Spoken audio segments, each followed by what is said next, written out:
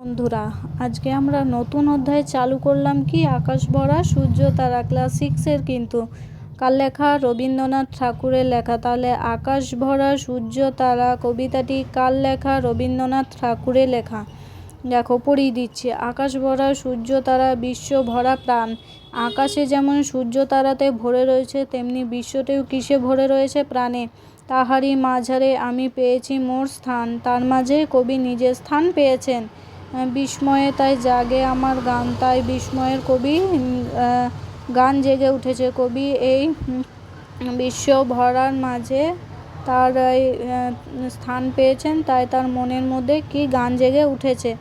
অসীম কালের যে হিল্লোড়ে জোয়ার ভাটায় ভুবন দলে। অসীম কালের হিল্লোড়ে জোয়ার ভাটায় যে ভুবন দুলছে, তেমনি কবির নাড়িতে রক্ত ধারায় লেগেছে টান। বিস্ময়ে তাই জাগে আমার গান। ঘাসে ঘাসে পা ফেলেছি বনের পথে যেতে। তাহলে বনের পথে যেতে গিয়ে কবি কিসের মধ্যে পা ফেলেছেন? না, ঘাসে ঘাসে পা ফেলেছেন। এই ছোট ছোট কোশ্চেন এখান থেকে পড়ে নিও, বা এই গানটি সমস্তটি মুখস্থ করে নিও, যাতে যে কোনো প্রশ্ন এলে তোমরা উত্তর অবশ্যই নিজেরাই করে নিতে পারো। ফুলের গন্ধে চমক লেগে উঠেছে মন মেতে। ফুলের গন্ধে কি হচ্ছে? কবির যেন মনের মধ্যে একটি চমক জেগে মন যেন মেতে উঠেছে তার। ছড়িয়ে আছে আনন্দেরই দান, বিস্ময়ে তাই জাগে আমার গান। কান পেতেছি, চোখ মেলেছি, ধরার বুকে প্রাণ ঢেলেছি।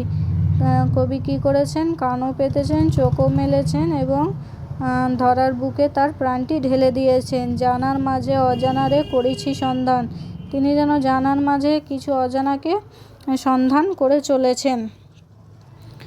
তারপর বিস্ময়ে তাই জাগে আমার গান। রবীন্দ্রনাথ ঠাকুরের জন্ম 1861 সালে আর মৃত্যু 1941 সালে।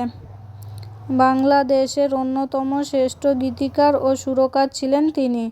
তার রচিত গানগুলি কি? গীত বিতান নামে বইয়ের কয়েক খণ্ডে বিবৃত রয়েছে। তার গানগুলি স্বলিপি বিভিন্ন খণ্ডে রয়েছে বিতান নামের বইয়ে।